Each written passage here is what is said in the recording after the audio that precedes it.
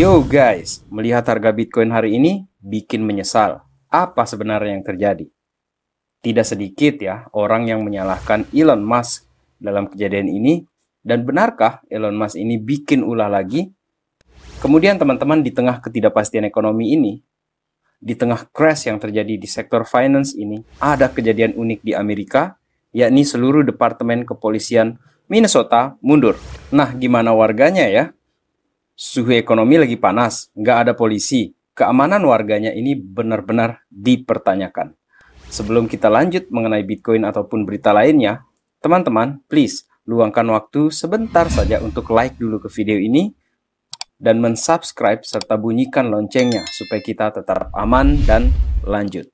Oke, let's dive in my friend. Welcome back everyone to Black Cuan. Terima kasih telah mengupdate berita kripto dari channel ini. Teman-teman, pada update kali ini saya ingin menyampaikan bahwa memang momen seperti sekarang ini ada crash besar yang terjadi. Bitcoin tumbang, altcoins tumbang, pada tumbang semuanya ini secara harga. Tetapi teman-teman, semua ini bukan alasan yang bagus untuk panik dan emosional.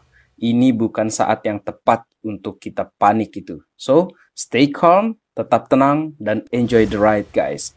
Bisalah kita sambil minum kopi ataupun mendengarkan musik ya, sambil kita meluangkan waktu. Dan pertama di sini, benarkah Elon Musk ini yang menyebabkan harga Bitcoin tumbang? Saya merangkum sebuah jawaban menarik di sini. Sebenarnya ini berdasarkan laporan lama yang diviralkan lagi. Menurut Kevin Spencer, yang merupakan analis kripto di Twitter, ini pun bukan katalis dump yang terjadi di Bitcoin. So, no, SpaceX isn't the cause of this multi-billion-dollar Bitcoin bloodbath. Seperti yang saya katakan sebelumnya, bukan Elon Musk ataupun SpaceX yang bikin harga ini tumbang kali ini. Ada beberapa faktor sebenarnya di sini teman-teman yang saya rangkum, yang merupakan faktor pendorong fundamental yang perlu kita perhatikan dalam hal ini, yakni kenaikan suku bunga di Amerika Serikat. Dan suku bunga Amerika Serikat ini sedang meningkat ke level tertinggi dalam beberapa tahun. Imbal hasil obligasi dengan tenor 10 tahun telah mencapai level tertinggi dalam 15 tahun.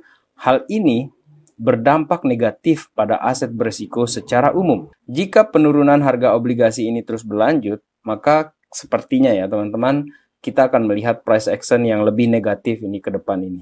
Sementara itu, para analis di platform data on-chain CryptoQuant ini menginformasikan bahwa mereka ini ada ekspektasi sentimen yang negatif dalam beberapa hari ke depan ini karena ada semakin banyak traders yang di-short ini teman-teman, dan ini membuat prediksi bahwa akan terjadi penurunan lagi.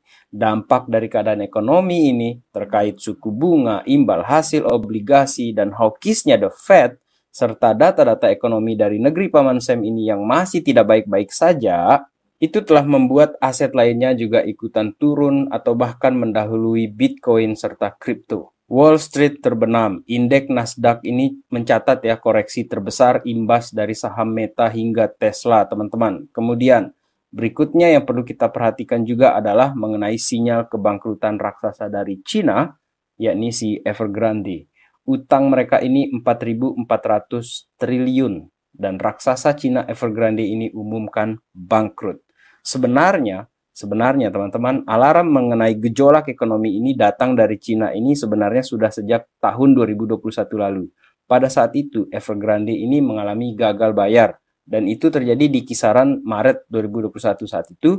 Dan sebagai informasi, Evergrande ini merupakan salah satu perusahaan besar di sana dengan lebih dari 1.300 proyek untuk real estate dan lebih dari 280 kota. Dan perusahaan ini juga memiliki beberapa bisnis non-real estate, termasuk bisnis kendaraan listrik, bisnis perawatan kesehatan, dan bisnis taman hiburan. So guys, look, kita ini sedang dalam keadaan yang tidak baik-baik saja sekarang ini. Tetapi teman-teman, sahabat Black Cuan yang baik hati, saya ingin menyatakan di sini bahwa keadaan market ini boleh tidak baik-baik saja. Dan kita sebagai investor harus dalam keadaan jiwa serta mental yang baik-baik dalam hal ini. Karena teman-teman, setiap penurunan itu, masa sih penurunan terus? Pasti kedepannya ini akan ada tanjakan selanjutnya. Kemudian teman-teman, dengan kejadian Evergrande yang bikin geger lagi ini, kita perlu mawas di sini karena ada dampak dari efek dominonya terhadap Indonesia. Dan menurut teman-teman, apa kira-kira dampak ekonomi bagi Indonesia? Coba share di kolom komentar ya. Kita bisa discuss di sana dan hitung-hitung supaya tidak hanya Tuan Loman saja yang berkomentar di sana bersama kroni-kroninya teman-teman. Nah, balik lagi kita ini ke gejolak ekonomi. Entire Minnesota Police Department quits after being offered $22 per hour. Ini sebagai selingan berita kita.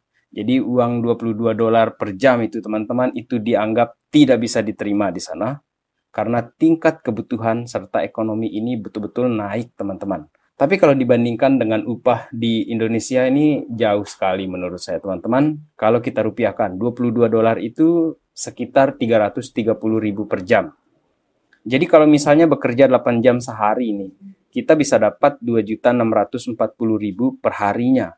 Jadi kalau sebulan kita kalikan ini sekitar 79.200.000 dengan asumsi $1 itu 15.000, $22 per 1 jam dengan 8 jam kerja sehari dan kita kalikan bulat saja 30 hari.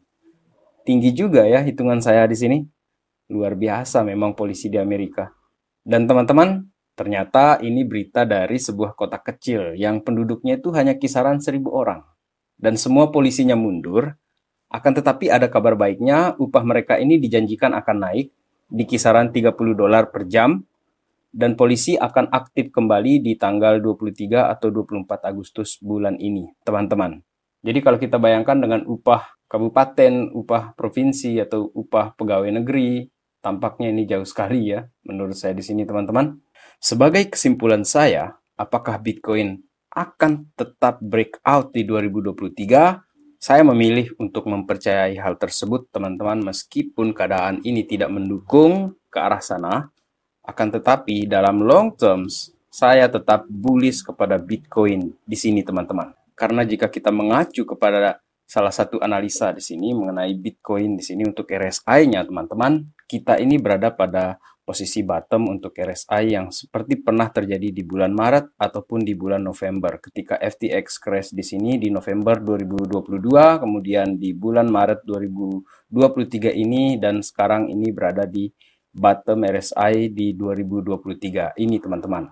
Kemungkinan besar akan bermain di area-area di sini sebelum regains lagi ke 28.000 seperti itu, teman-teman. Dan saya tidak menginginkan kalau terjadi sampai di bawah itu, teman-teman. Akan tetapi skenario itu bisa saja terjadi dan kita tidak bisa mencegahnya. Dan seperti saya katakan dari awal tadi, marketnya boleh tidak tenang, tapi kitanya yang tenang di sini, teman-teman. Karena kalau kita berpikir secara long terms untuk Bitcoin ini, teman-teman, dengan crash yang terjadi ini, sebenarnya ya, this is fine. 1 BTC itu tetap 1 BTC. Karena kalau kita pegang uang fiat, itu kan ada inflasinya tiap tahun. Jadi dana yang kita pegang hari ini 10 juta itu beda harganya di tahun depan karena adanya inflasi, teman-teman. Jadi untuk aset kripto juga seperti itu menurut saya di sini. Dan untuk long terms di sini, teman-teman, saya tetap optimis, saya tetap bullish untuk aset-aset kripto terutama Bitcoin dan altcoins lainnya. Terima kasih telah menonton. Salam Black Cuan. Peace my friend.